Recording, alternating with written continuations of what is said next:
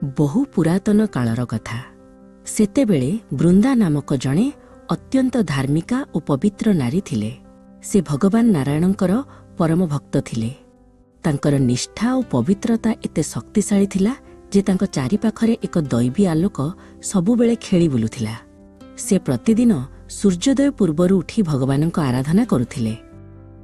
ସେହି ସମୟରେ ଜଳନ୍ଧର ନାମକ ଜଣେ ଶକ୍ତିଶାଳୀ ଅସୁର ରାଜା ଥିଲା। ସେ ସମୁଦ୍ରର ଅଗ୍ନିରୁ ଜନ୍ମଗ୍ରହଣ କରିଥିଲା।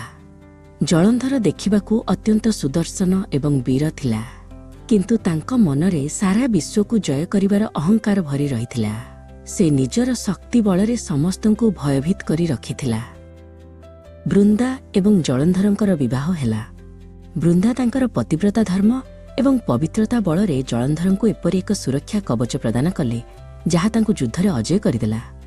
ବୃନ୍ଦାଙ୍କ ଭକ୍ତି ଯୋଗୁଁ ଯମରାଜ ମଧ୍ୟ ଜଳନ୍ଧରଙ୍କ ପାଖକୁ ଆସିବାକୁ ଭୟ କରୁଥିଲେ। ଜଳନ୍ଧର ଜାଣିଥିଲେ ଯେ ପର୍ଯ୍ୟନ୍ତ ବୃନ୍ଦାଙ୍କ ସତୀତ୍ୱ ବଜାୟ ରହିଛି ତାଙ୍କୁ କେହି ହରାଇ ପାରିବେ ନାହିଁ। ଧୀରେ ଧୀରେ ଜଳନ୍ଧରଙ୍କ ଅହଙ୍କାର ବଢ଼ିବାକୁ ଲାଗିଲା। ସେ ସ୍ୱର୍ଗଲୋକ ଆକ୍ରମଣ କରି ଦେବତାମାନଙ୍କୁ ସେଠାରୁ ବାହାର କରିଦେଲେ।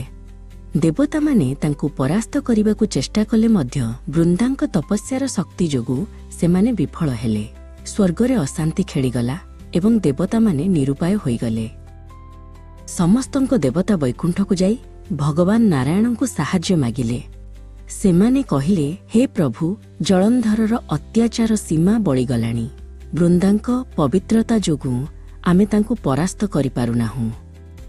ନାରାୟଣ ଜାଣିଥିଲେ ଯେ ବିଶ୍ୱର ମଙ୍ଗଳ ପାଇଁ ଜଳନ୍ଧରକୁ ରୋକିବା ଜରୁରୀ ଥିଲା, କିନ୍ତୁ ବୃନ୍ଦା ତାଙ୍କର ନିଜର ପରମ ଭକ୍ତ ଥିଲେ।